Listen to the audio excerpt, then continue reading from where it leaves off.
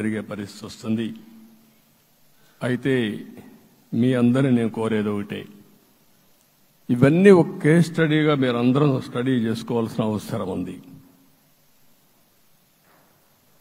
ప్రజలు బూతులు మాట్లాడే నేతల్ని, అరాచక శక్తుల్ని, అవినీతి పరుల్ని చూశారు. పాలకులంటే ఎలా ఉండాలో చూశారు. ఈ 5 సంవత్సరాల్లో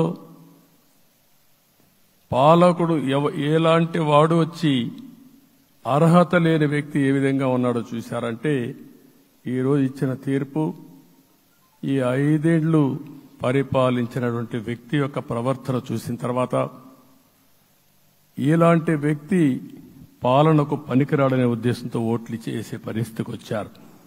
ఇది నా ఉద్దేశ ప్రకారం ఒక కేస్ స్టడీ అవుతుంది.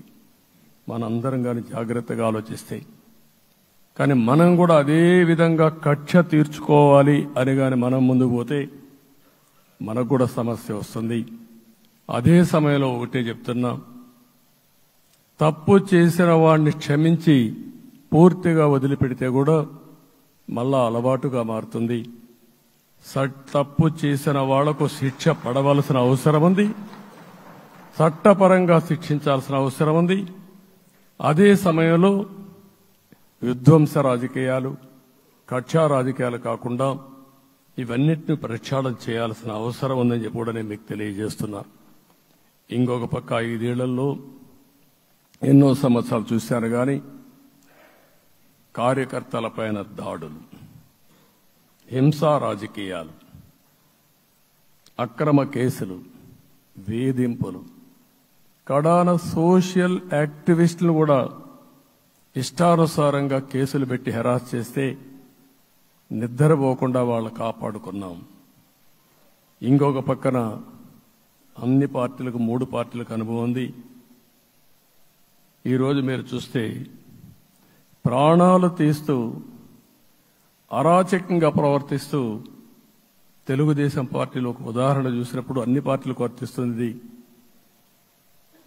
ఏదైతే మన పార్టీకి వ్యతిరేకంగా నేను ఆ పేర్లు చెప్పకూడదు కాబట్టి చెప్పలేదు, కానీ స్లోగన్ ఏమంటే కడాన మెడ మీద కత్తున్న జై తెలుగుదేశం అంటూ ప్రాణాలు వదిలిపెట్టే పరిస్థితికి వచ్చారు.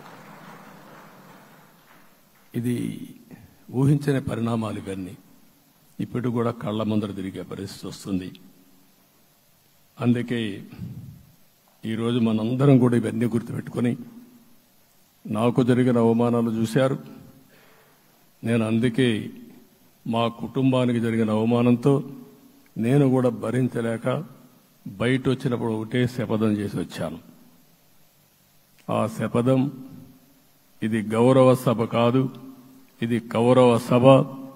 ప్రజాక్షేత్రంలో గెలిచి మళ్లీ ఈ సభను గౌరవ సభగా చేసి అడుగు పెడతానని చెప్పి శపథం చేసి బయట వచ్చాను.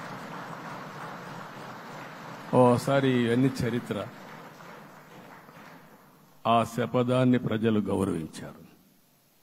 గౌరవించిన ప్రజల్ని నిలబెట్టే బాధ్యత మనందరిపైన ఉంది. సభను కూడా ఎన్నోసార్లు పవన్ కళ్యాణ్ గారు చెప్పారు, భవిష్యత్తులో ఆంధ్రప్రదేశ్ శాసనసభని ఒక గౌరవ సభగా చేసి ప్రజా సమస్యల్ని చర్చిస్తామని చాలా స్పష్టంగా చెప్పారు. అలాంటి బ్రహ్మాండమైన వాతావరణం క్రియేట్ అవుతుంది. దానికి ఒక శాసనసభాపక్ష నాయకుడిగా నేను హామీ ఇస్తున్నా. మళ్లీ ఈ సభను గౌరవ సభగా, ఈరోజు మన పరిపాలన ప్రజా పరిపాలన, ప్రజా ప్రభుత్వంగా మనం ముందుకు పోవాల్సిన అవసరం ఉంది. ముందుకు పోతామని చెప్పి కూడా నేను మీకు తెలియజేస్తున్నా. ఇంకా కిందికి డెప్త్కి వెళ్తే గవర్నమెంట్లో ఏముందో ఇప్పటికి తెలియదు, ఎంత అప్పు ఉందో తెలియదు, ఎక్కడెక్కడ తెచ్చారో తెలియదు.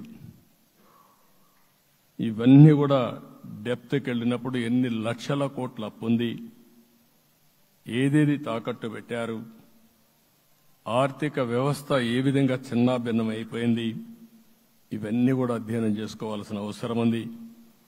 ఇరిగేషన్ రంగాన్ని పూర్తిగా నిర్వీర్యం చేశారు. రాష్ట్రానికి అతి ముఖ్యమైన ప్రాజెక్టు పోలవరం. కేంద్రం క్లియర్గా పోలవరానికి సహకరించారు. నాకు ఇప్పుడు కూడా జ్ఞాపకం ఉంది. 2014 కంటే ముందు నేను ముఖ్యమంత్రి అయ్యాను, ఎంపికయ్యాను. ఢిల్లీకి వెళ్ళాను.